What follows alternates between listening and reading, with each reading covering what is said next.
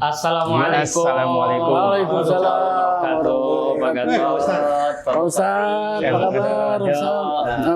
Aman Pak Gatot baru dari Timur Tengah baru nyampe. Aduh. Di mana ya? Kita nih. Kita di Mesir nih, Pak. Mesir ya, perbatasan. Ya, jadi beliau ini Mas Lutfi kebetulan di mahasiswa di Mesir, mahasiswa pasca sarjana dan sekarang Ketua Persatuan Pelajar Indonesia untuk Timur Tengah. Masya Allah. Ini. Boleh juga nih, berarti kita bisa tanya-tanya lah ya tentang situasi geopolitik di Timur Tengah nih yang lagi hangat ini. Dan juga kan bisa. Yang krusial ini kan sekarang juga lagi masuk musim haji ya. Musim haji. Kemarin tuh ada undangan juga, alhamdulillahnya tuh di Kedutaan Besar Arab Saudi, dubesnya Pak Faisal tuh menjamin penyelenggaraan haji. Alhamdulillah kalau memang cuman kita tetap juga was-was juga karena memang ini akan seperti apa gitu kan nantinya, karena Amerika juga kelihatannya masih kencang, Iran juga masih kencang. Nah, saya nggak tahu kalau dari teman-teman di sana yang ada di Mesir gimana sih sebenarnya melihat situasi geopolitik sekarang ini seperti apa itu? Agak berat ya. Kopi dulu. Geopolitik ini harus kuat kaki kita. Iya. Boleh dua ya, kayak biasa. Oke. Kalau soal geopolitik, pertama kan kita tadi mungkin sudah dikenalkan sama Ustadz Rifki, ini senior saya nih, guru saya nih. Iya. Kayaknya jawaban ini deh. Guru dunia akhirat saya ini. Jadi saya ini kan saya aktif sekarang sebagai koordinator ya, kita ketua perhimpunan pelajar Indonesia Dunia untuk kawasan Timur Tengah Afrika. Nah, di kawasan Timur Tengah Afrika ini sekarang ini total mahasiswa Indonesia itu tersebar di 19 negara, Pak. 19 negara. Paling banyak di Mesir, kemudian disusul sama Yaman, kemudian Arab Saudi, kemudian Jordan. Kemudian beberapanya mengikut. Gitu. Nah, kalau untuk ini ya seputar geopolitik, memang teman-teman yang mungkin agak siaga itu beberapa negara yang ada pangkalan militer Amerikanya. Ya betul. Kalau untuk Mesir, pangkalan militer nggak ada. Kalau kayak Bahrain, Kuwait, Uni Emirat Arab, Qatar, sama Jordan. Gitu. Untung di sini cuma ada pangkalan ojek ya. Aman gitu. Aman Den. Berarti secara secara geopolitik negara-negara yang memang harus tetap berjaga-jaga ya tadi negara-negara ya ada pangkalan militernya kan. Amerika. Apakah Saudi termasuk? Saudi termasuk. Kemudian kan sempat ya. Ada serangan perusahaan minyak juga kan. Tapi kalau Mesir di Mesir nggak ada pangkalan militer Amerika. Berarti kemarin aman, berarti nggak diserang Iran ya? Sejauh ini aman, alhamdulillah. Gitu. Cuman kemarin kan yang jadi concern jadi dubes Arab Saudi juga mereka ya khawatir juga kalau ada provokasi gitu kan yang ditakutkan serangan itu mungkin bukan dari Iran tapi ini adalah dianggap sebagai Iran. Nah, itu kan juga kemarin sempat terjadi tuh di Bahrain kan. Bahkan di Kuwait juga kan sempat pesawat Amerika juga jatuh karena bukan karena Iran tapi karena ditembak oleh anti pertahanan dari Kuwait. Nah, ini yang menjadi concern pemerintah Arab Saudi, dan mereka memang menyatakan bahwa akan hati-hati, tidak akan terprovokasi, tapi memang mereka menjamin wilayahnya. Kalau memang sampai ada serangan, ya pastilah mereka akan bertindak seperti itu. Nah, apalagi kemarin juga datang juga para ulama-ulama kita sama Pak Ketua MPR, Pak Ahmad Muzani, dipimpin Pak Ahmad Muzani, bahwa concern dari kita itu adalah bagaimana nasib jemaah haji kita, karena sudah mulai akan berangkat ya. Petugas-petugas itu berangkat tanggal 17 ya? Ya, setiap tahunnya kan ini Pak, kita teman-teman mahasiswa Timur Tengah juga diikut sertakan dan dilibatkan. Saya dapat kabar teman-teman, sampai saat ini kan pemerintah Saudi belum ada membatalkan untuk menunda ya. Jadi dalam target tanggal 22 sampai 24 ini, teman-teman itu udah akan berangkat ke Arab Saudi untuk penugasan. Berarti apa yang sedang terjadi di Timur Tengah sekarang itu sejauh ini tidak akan berdampak ke haji? Sejauh ini tidak akan berdampak, karena pemerintah Arab Saudi belum ada mengumumkan juga kan. Dan bahkan juga dari pihak perwakilan RI yang di sana juga sudah mengkonfirmasi ya untuk keberangkatan teman-teman yang Timur Tengah ke Arab Saudi untuk sebagai tenaga pembantu tugas haji. Karena banyak dari kekhawatiran orang-orang yang sekarang yang sedang lagi-lagi media lagi yang framing bahwa orang-orang itu wah ini karena ini nanti akan susah berangkat dan lain sebagainya, pangkalan ini dan lain sebagainya gitu. Ya pertama tentu dari Arab Saudi sudah dari Kedubes sudah memberikan pernyataan bahwa insya Allah ini akan tetap berjalan kan.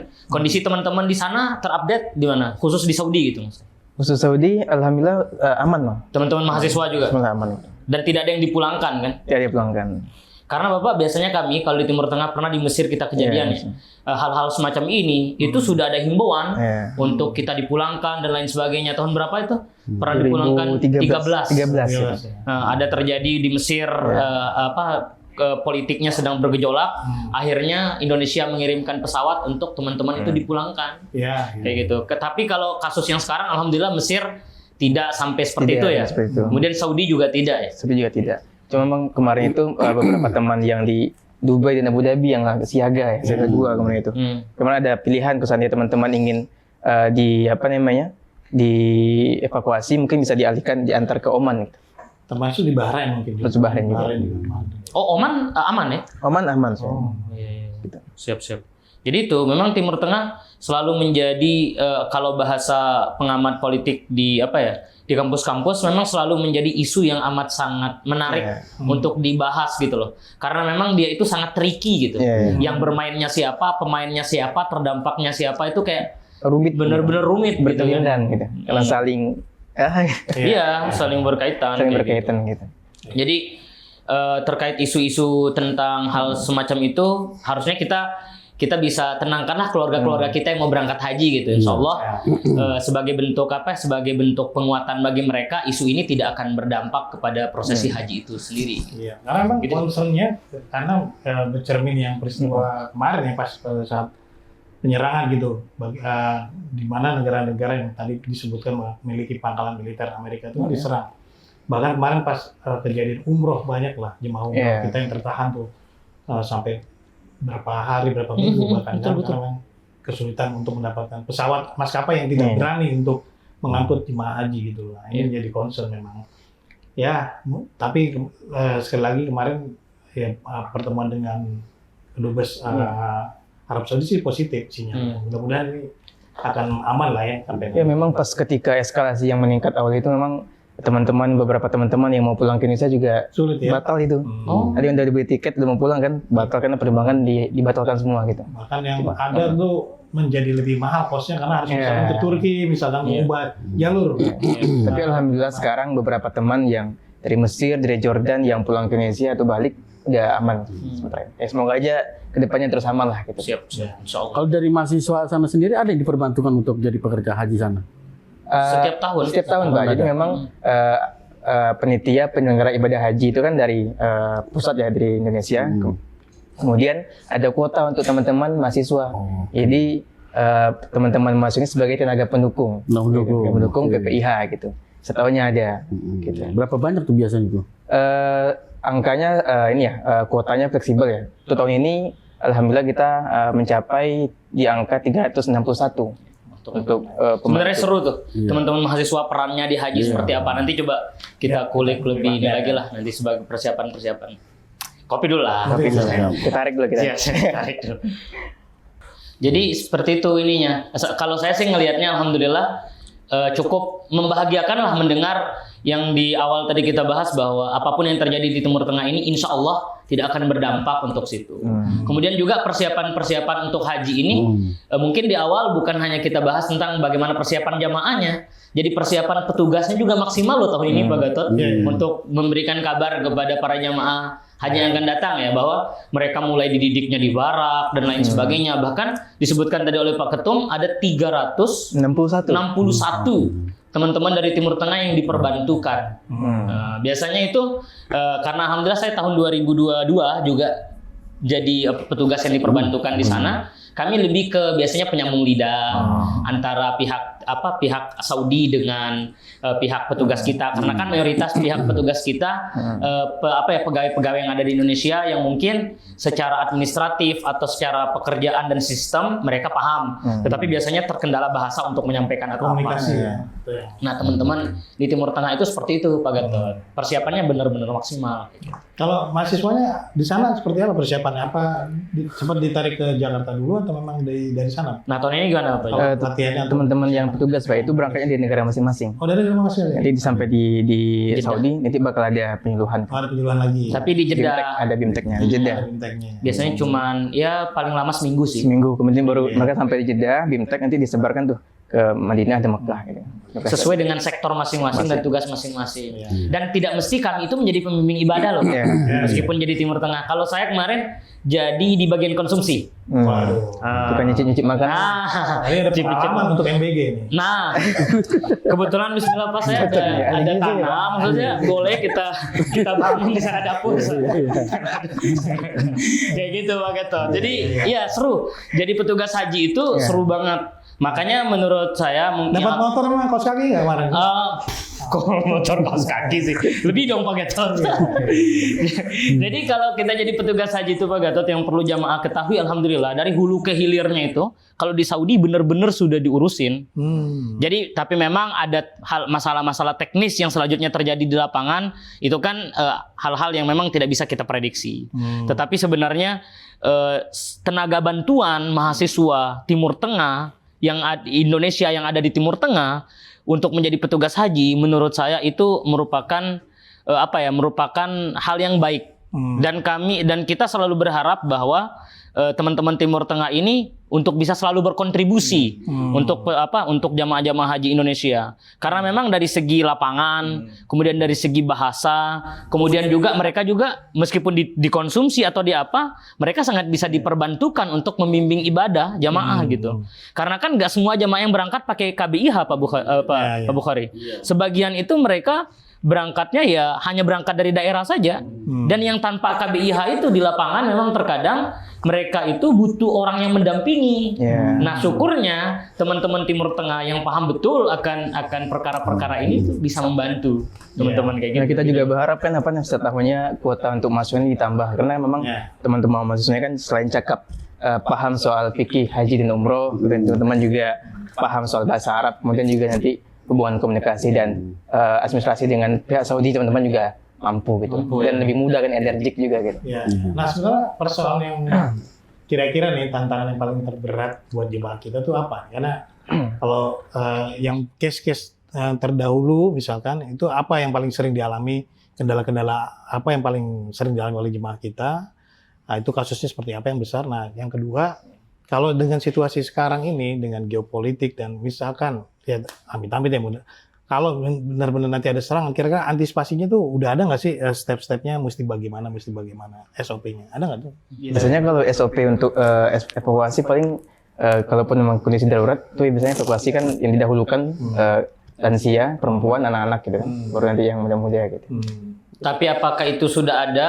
Tentu secara SOP dari Saudinya sudah ada. Ya, karena memang kan kita mengikuti, kita berada di negara orang, pastinya mereka yang memiliki SOP itu gitu kan. Nggak mungkin kita lari sendiri, bangkar orang. Ya terbang gitu kan, nggak mungkin. Nah, tapi kalau case yang sering terjadi ya, sebagai jemaah, pertanyaan tadi pertama Pak Gatot itu, case-case apa sih yang terjadi menurut sepengalaman kami yang pernah jadi petugas Pak Gatot? Sebenarnya tidak isu-isu yang akan sangat bermasalah itu yang paling besar ya. Kita mulai dari yang paling besar itu sebenarnya terjadi di puncaknya ketika Armuzna, Arafah, Musdalifah dan Mina. Itu puncak-puncak isu puncak-puncak case yang sering terjadi. Yang pertama kritikalnya ya. Betul. Karena ini kan kuncinya kan di dalam hadis disebutkan Al-Hajjul Arafah. Inti dari haji itu. Inti dari haji itu Arafah, Pak. Maka di Arafah itu dibangunkan juga tenda darurat, rumah sakit darurat. Karena meskipun jamaah ini sakit misalkan sebelum Arafah, mereka sakit parah atau bahkan nggak bisa bangun, mereka tetap diberangkatkan ke Arafah Pak Gatot dan dirawat di Arafah itu. Kenapa? Supaya mereka bisa ngambil hajinya tuh. Nanti setelah Arafah terkait lempar jamarot dan lain sebagainya itu bisa dibadalkan. Tetapi haji Arafahnya di Arafahnya itu tuh puncaknya. Rukunnya di situ. Itu case yang sering terjadi dan alhamdulillah Indonesia sendiri ya, kita selalu alhamdulillah menyediakan fasilitas-fasilitas terbaik tentu untuk jamaah-jamaah kita. Kemudian case selanjutnya yang banyak tapi di bawah itu adalah makanan. Tapi memang dari 2018 ke sini itu makanan sudah mulai disesuaikan dengan lidah Indonesia gitu. Dan bahkan tahun 2022 semoga saya nggak salah itu pertama kali makan itu 3 kali sudah.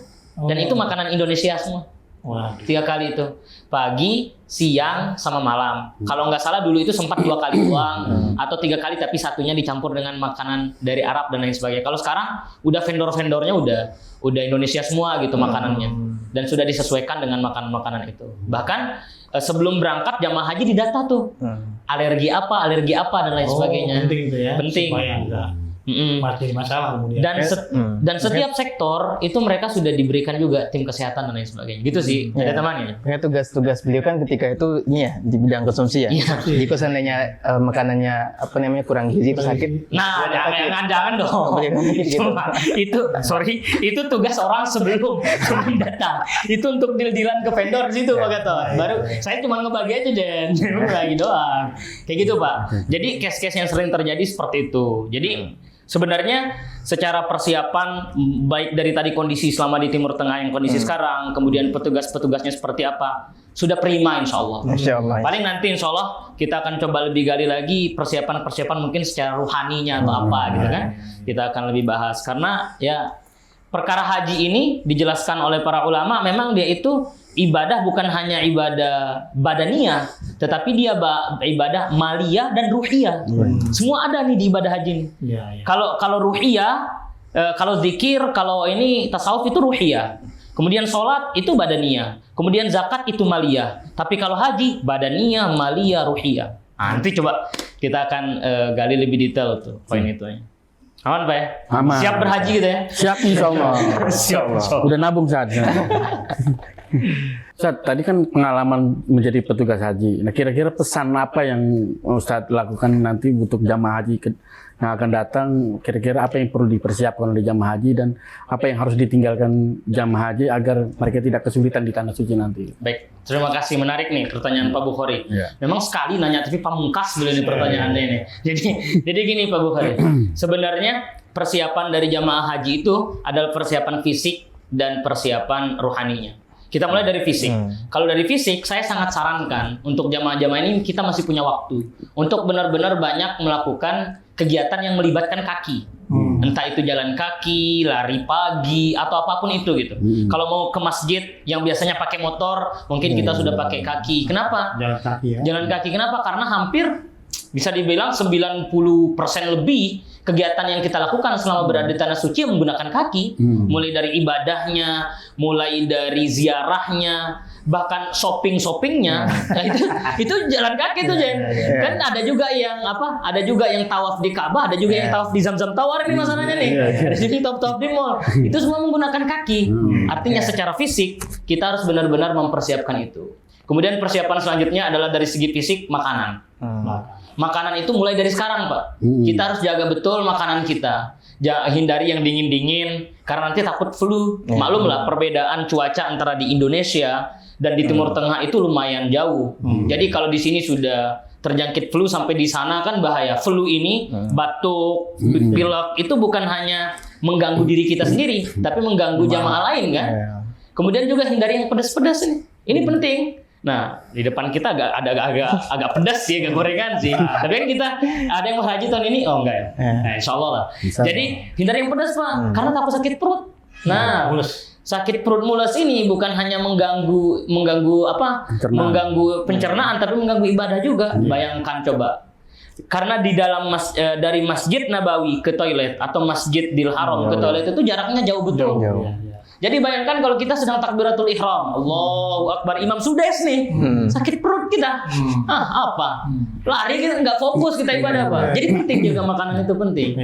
Kemudian yang selanjutnya adalah banyak minum vitamin. Mulai dari sekarang. Vitaminnya boleh yang non herbal, boleh yang herbal. Bagi yang mau madu, kebetulan saya juga madu. Maksudnya ya minum madu dan lain sebagainya itu boleh. Sama ini minum air yang cukup. Nanti kemungkinan kan nanti di bulan nanti itu Panas cuacanya panas, Oh ya, lagi panas. dehidrasi kan. Mungkin bisa banyak minum air Tapi putih gitu. dilematis tuh, banyak minum dia pengen pipis. Nah, agak dilematis juga kan. Ya, tapi cukup aja. ya, secukupnya. pokoknya yang biasanya kan ada juga Pak Gatot yang orang nggak suka minum air putih, benar aja kata Petum nih. Ada orang yang suka ngopi doang kan Iya. Nah, mulai dari sekarang coba kita biasakan untuk membanyakan minum air. Gitu sih Iya. persiapan secara badaniahnya gitu kan. Oh ya, dan jangan lupa menyiapkan obat-obatan Pak. Obat-obatan dasar seperti apalah paracetamol dan lain sebagainya itu bisa disiapkan. Dan bagi yang punya penyakit khusus, ini sangat-sangat kami sebagai petugas itu selalu selalu menyampaikan bahwa tolong diperhatikan dan disampaikan ke dokternya. Kalau memang butuh bawa obat khusus, dibawa betul. Kalau butuh rekomendasi dokter, rekomendasi. Bahkan bisa kami katakan, kalau memang ada hal-hal pantangan atau apa, ditulis. Dikasih ke petugas, supaya kami tahu nih, kalau once terjadi sesuatu pada Anda, kita bisa tahu tindakan yang kita ambil itu apa. Kayak gitu sih, itu secara badania. Tapi kalau secara ruhania, ini kita harus agak serius ini. Bismillahirrahmanirrahim. Soalnya kita itu kan kebanyakan jemaah kita tuh kalau kita hitung-hitung ya persentasenya tuh mayoritas tuh bukan jemaah muda ya. Jemaah tua, menjelang tua dan tua lansia. Iya. Karena memang kita juga kuota haji kita kan antriannya cukup panjang. Bahkan Bu Kori ini udah daftar kapan Bu? 2019. Baru berangkat 2100, 2042. Bayangkan sekarang aja udah begini mukanya. Kok muka umur dong? Umurnya. Kok muka? Itu kan tantangan juga teman-teman petugas haji ya. Siap, betul. Dan ini gimana sih sebenarnya? Apakah ya nggak tahu, coba cerita mungkin. Siap. Kalau untuk lansia, alhamdulillah dari tahun 2025 kemarin jargon dari jamaah petugas hajinya memang ramah lansia gitu kan. Dan juga dilanjutkan di tahun sekarang ramah lansia. Insya Allah. Lansia berarti nanti. Nah, semoga lebih cepat amin. Amin. Kita nggak pernah tahu kan. Ya itu sih poinnya Pak Gatot. Tapi saya ingin fokus tadi membahas tentang bagaimana persiapan rohani kita gitu. Jadi kalau persiapan rohani sangat-sangat kami sarankan untuk kita belajar manasik itu sebaik mungkin. Sekarang mudah bisa belajar dari sosmed, bisa belajar dari YouTube dan lain sebagainya.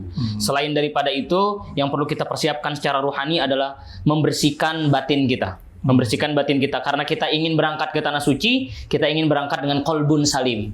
Kita ingin berangkat dengan hati yang bersih. Apa yang harus kita jaga? Cobalah mari kita memaafkan sesama, meminta maaf kepada sesama. Karena kita ingin berangkat ke sana, tentu kita tidak ingin bawa dendam, kita tidak ingin bawa prasangka-prasangka yang tidak baik. Kita ingin berangkat ke sana benar-benar dengan hati yang bersih. Maka mari coba kita saling memaafkan satu sama lain. Maka tidak jarang kalau ada orang yang mau berangkat haji buat acara kan? Buat acara kayak apa istilahnya itu? Walimatus safar dan lain sebagainya. Itu tidak lain dan tidak bukan momen silaturahmi, kemudian momen di mana juga kita berbagi dan lain sebagainya. Karena kita meminta ridho. Bahkan kalau zaman dahulu Pak, dari mungkin Pak Gatot juga tahu lah dulu-dulu seperti apa orang berangkat haji sampai buat surat wasiat kan. Karena mereka naik kapal gitu. Dan alhamdulillah di zaman sekarang kita alhamdulillah semuanya udah dimudahkan. Jadi persiapan rohani yang paling penting ini adalah ya hati sih menurut saya. Karena ibadah dan jangan juga jamaah ragu ataupun risau. Jamaah itu fokus saja ke ibadahnya. Kenapa? Karena ibadah ini nggak ada kok bacaan-bacaan khusus yang kayak gimana-gimana kok. Ketika tawaf, ketika sa'i, ketika di Arafah, tidak ada bacaan khusus gitu. Jadi di ibadah ini kita diminta memang benar-benar minta apapun yang kita inginkan ke Allah. Minta aja bebas ya kepada Allah Subhanahu wa taala, ya bebas.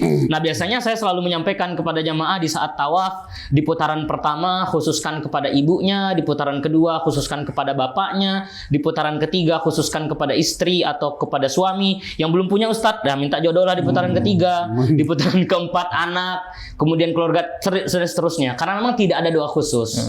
Nah, jadi memang ini murni ibadah fisik, ibadah maliyah dan ruhaniyah yang kita bawa di sana jasad kita dan rohani kita yang bersih.